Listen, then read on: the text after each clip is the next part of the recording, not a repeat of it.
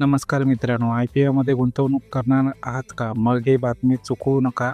या आठवड्यात म्हणजे 1 डिसेंबरपासून सुरू होणाऱ्या आठवड्यात तब्बल 12 नवीन IPO येत आहेत आणि 6 कंपन्या लिस्ट होणार आहेत. या आठवड्यात 12 कंपन्यांचे IPO ओपन होत आहेत, म्हणजेच लोकांना शेअर खरेदी करण्याची संधी.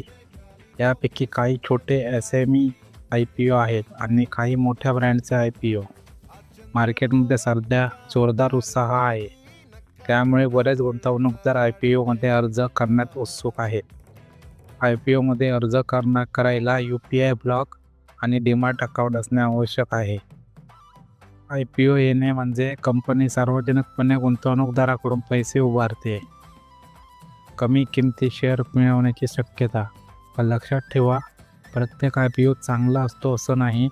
कंपनीचे फायनान्स, प्रॉफिट व रिस्क तपासूनच गुंतवणूक करावी. याच आठवड्यात 6 कंपन्या शेअर बाजारात लिस्ट होणार आहेत. म्हणजे ज्या IPOचे अलॉटमेंट झाले होते त्यांचे शेअर मार्केटमध्ये ट्रेडिंग सुरू होईल.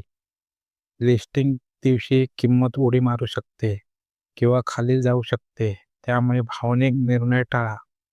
गुंतवणूक करण्याआधी कंपनीचा बिझनेस काय, प्रॉफिट आहे का, IPO प्राईस जास्त आहे का कमी, हे तपासून मगच अर्ज करणं योग्य.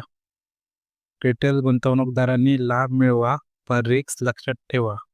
मित्रांनो, IPO संधी चांगली आहे, पण माहिती घेतल्याशिवाय गुंतवणूक नको.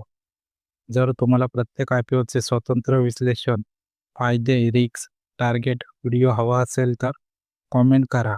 IPO